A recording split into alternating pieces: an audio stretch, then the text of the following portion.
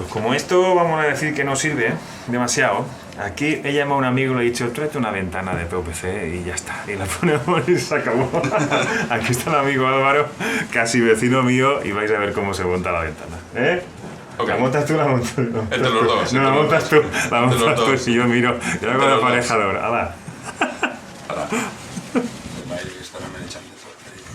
No pasa nada. Aquí estamos de instalación. Señora. La hemos pasado. ¡Bomba!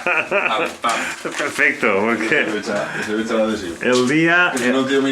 ¡La marca! El día es espectacular en cuanto a sol. Porque para otras cosas.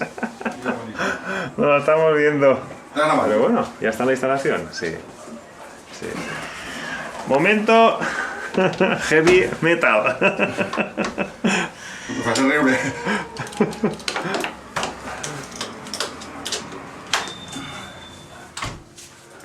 ¡Ostras!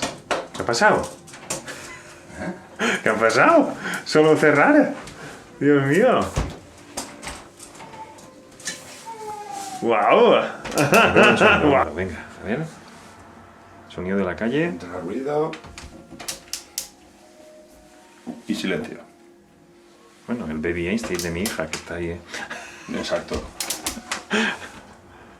Tu hija hablando, pero de la calle ya no se oye nada. Y el silencio. Se nota. Confort, bienestar. Joder. Te ha quedado espectacular. Perfecto, me ha quedado perfecto. Te ha quedado especial. Bueno, que yo creo que esta es la solución, ¿eh? No tantas cintitas y cosas así, pero claro, vale, pasta hay que invertir, pero una al año no hace daño. Exacto. ¿Has visto? Y se Eslogan. y se pagan solas. Un año no hace daño, Se y pagan vale la solas. pena. Venga, gracias. Hasta luego. Adiós.